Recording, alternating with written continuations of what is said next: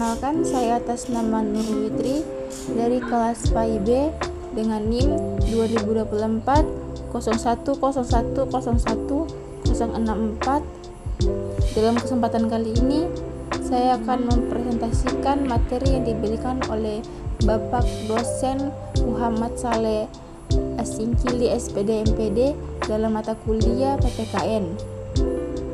Saya akan menjelaskan tentang materi hak asasi manusia, dan tujuan dibuatnya video ini untuk mengetahui apa itu hak asasi manusia.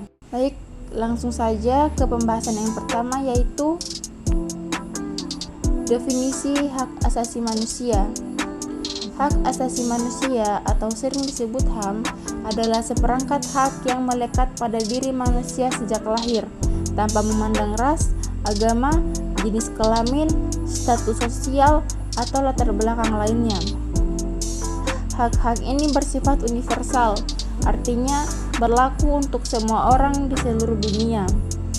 HAM merupakan anugerah Tuhan Yang Maha Esa yang wajib dihormati, dijunjung tinggi, dan dilindungi oleh negara, hukum, pemerintah, dan setiap satu individu.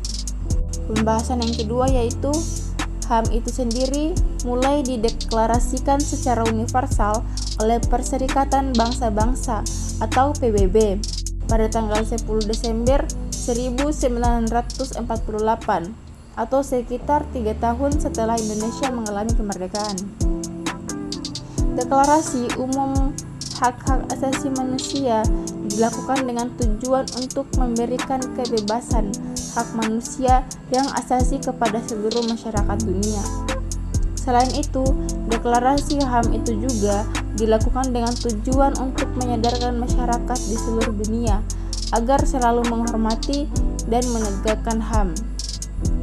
Hak asasi manusia di Indonesia tertulis dalam Undang-Undang Nomor 39 Tahun 1999. Selanjutnya itu macam-macam HAM. HAM memiliki dua macam. Yang pertama yaitu hak sipil dan politik. Mempunyai dua poin yang harus kita ketahui. Poin pertama, kebebasan individu, yaitu hak untuk hidup, kebebasan berpendapat, kebebasan berekspresi, kebebasan beragama, kebebasan berkumpul, dan kebebasan bergerak. Poin kedua, perlindungan hukum, yaitu hak untuk mendapatkan perlakuan yang sama di depan hukum, hak untuk diadili secara adil, dan hak untuk diasumsikan tak bersalah sampai terbukti bersalah. Yang kedua, ada hak ekonomi, sosial, dan budaya, di mana hak ekonomi, sosial, dan budaya juga mempunyai dua poin yang penting. Poin pertama, hak atas kesejahteraan, yaitu hak atas pekerjaan, hak atas upah yang layak, hak atas perumahan yang layak, hak atas kesehatan, dan hak atas pendidikan. Poin kedua, ada hak partisipasi, yaitu hak untuk berpartisipasi dalam kehidupan budaya, hak untuk menikmati manfaat kemajuan ilmiah, dan hak atas lingkungan hidup yang baik dan sehat. Selanjutnya, ciri-ciri HAM. Yang pertama, melekat sejak lahir. HAM dimiliki oleh setiap manusia sejak lahir dan tidak dapat dicabut. Yang kedua, universal. HAM berlaku untuk semua orang tanpa memandang perbedaan. Yang ketiga, tidak dapat dicabut. HAM tidak dapat dihilangkan atau dibatasi oleh siapapun. Yang keempat, tidak dapat dialihkan.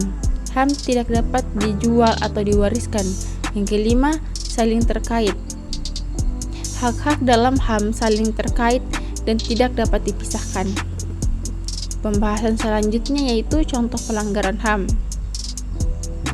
Ada dua contoh dalam pelanggaran HAM.